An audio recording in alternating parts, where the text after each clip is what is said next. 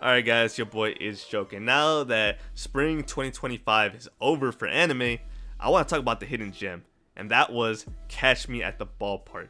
This anime was really fun, it was wholesome, it was heartwarming, and the thing that made it all of that is the characters and the situations. Now, I'm not going to get into specifics because of spoilers, but I wanted let's talk about the first two characters, the main female lead Ruriko and the male lead character Kotaro.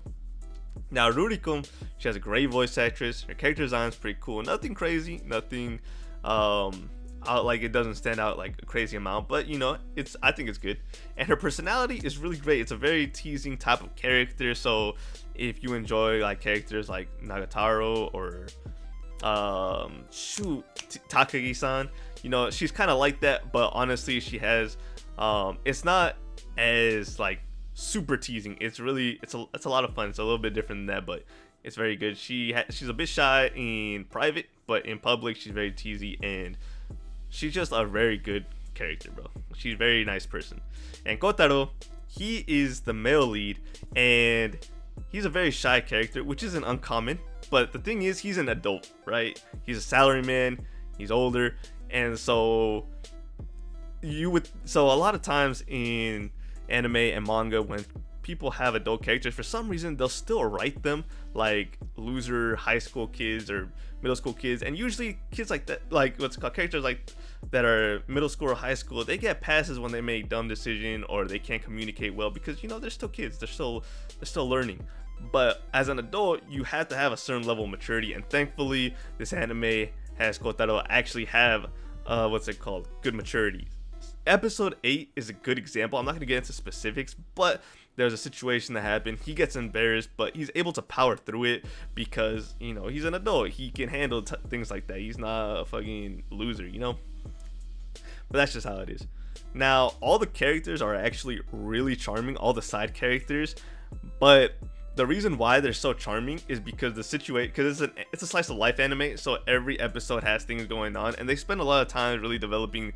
Well, they don't spend a lot of time. They spend time, developing these characters. They all have their own unique situations and things like that. And sometimes, like the main characters, they don't even pull up during those characters' time. Like they really spend time making these characters shine in their situations. You feel me? And so, because of that. Because they built up on all these characters and stuff like that, episode 11 and 12 really tugs at the heartstrings, bro. Like, you really feel like you a fan, bro. Like, I don't know I can't go into spoilers, but you really feel like a fan in there. Now, let's talk about the animation, because the animation, I'm not gonna lie, it's pretty stiff, or there's not much of animation going on. But I didn't even realize that the animation was not good or it was bad until like episode 5, when I started recognizing it. But everything was just so much fun, and every situation is really great that it genuinely doesn't matter if it has good animation or not. Especially because it's a slice of life. You ain't really expecting no crazy ass animation or anything like that. But everything else was just like it makes up for it in such a great way. Like it outweighs it, bro. Don't even worry about the animation. Now, I ain't gonna lie to you, this is the type of anime that is not gonna get a season 2. It probably will not get a season 2. I'd be so happy if it does, but I don't see it getting a second season. So that being said, there is a manga, and I am actually going to pick it up. Usually I don't even pick up mangas of animes, even if they don't get a second season, or they're the type of anime that don't get a second season. I still don't pick up the manga and stuff like that, because I'll be like, whatever, I'll just wait on the off chance that it gets a second season. This is an anime that I'm definitely going to read the manga within the next 2 weeks, bro. Like, I'm gonna find the manga and I'm gonna read it. Now, I said this was a hidden gem because it's not my favorite anime of the season, because unfortunately it's airing during the same time of the Apothecary Diaries, so that's one of the goes.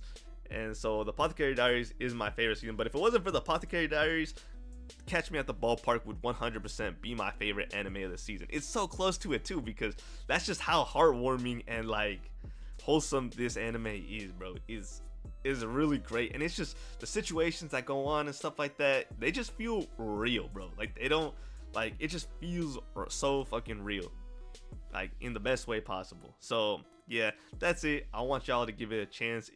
It's just basically slice of life. It's a lot of fun, and if you do give it a chance, let me know what you think in the comments down below, and I'll see you guys next time.